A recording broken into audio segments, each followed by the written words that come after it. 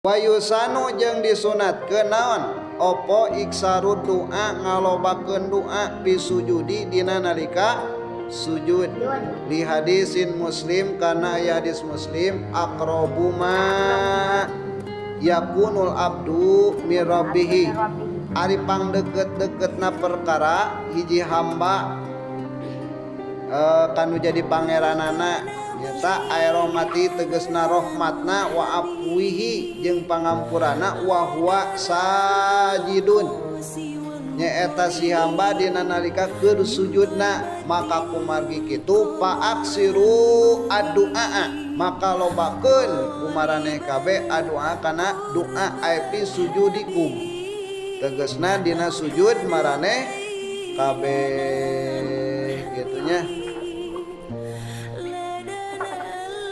Naon coba doana teh lamun urang dina sujud subhana rabbiyal a'la wa bihamdihi eta mah tasbihna. Kamu doana mah ihdinas siratal mustaqim mangga ihdinas siratal mustaqim ihdinas siratal mustaqim sabaraha kali 7 kali artina mugi Gusti ngabimbing abdi dina jalan Gusti. Terus urang ngadoa Allahumma inni as'aluka husnal khotimah Allahumma rzuqni taubatan nasuha qoblal maut.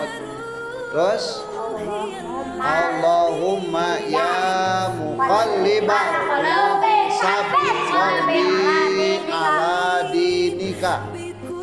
Allahumma inni as'aluka husnal khotimah ya Allah abdi nyuwunkeun husnal khotimah. Terus nu kadua urang naon Allahumma rzuqni taubatan nasuha ya Allah abdi nyuwunkeun dirizkian taubat nasuha samemeh mah qoblal maut samemeh maut. Terus nu katiluna urang yen tadi tetepkeun dipageuhkeun Allahumma ya muqallibal qulub nun Gusti anu non ngabulak balikeun hate sabit qalbi teguhkeun hate abdi ala dinika dina nyepeng agama Gusti eta tina sawarehna.